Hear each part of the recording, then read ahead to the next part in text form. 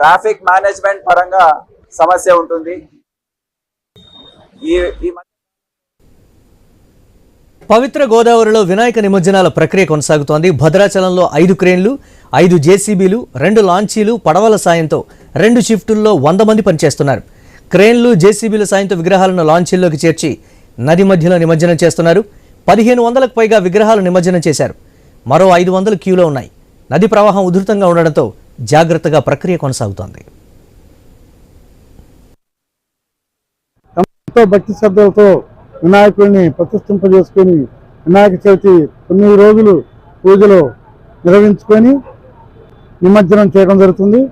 Collector గారు మరియు superintendent of police గారి ఆదేశాల మేరకు భద్రాచలం సబ్ కలెక్టర్ గారు మరియు ఏఎస్పీ గారి యొక్క పర్యవేక్షణలో ఈ యొక్క నిమజ్జన కార్యక్రమం చాలా సజావుగా ప్రశాంతంగా సాగుతుంది. ఈ వినాయక నిమజ్జనం సందర్భంగా ఈ రోజు వరకు ఇప్పటి వరకు 1580 విగ్రహాలు మనకి గోదావరి తీరానికి రావడం జరిగింది. అందులో 1380 ఇప్పటి వరకు నిమజ్జన కార్యక్రమం నిర్వహించడం జరిగింది. ఇంకా 200 ప్రస్తుతం విగ్రహాలు ఇక్కడ అందుబాటులో ఉన్నాయి, నిమజ్జనం జరుగుతుంది. ఇంకా దాదాపు 300 విగ్రహాలు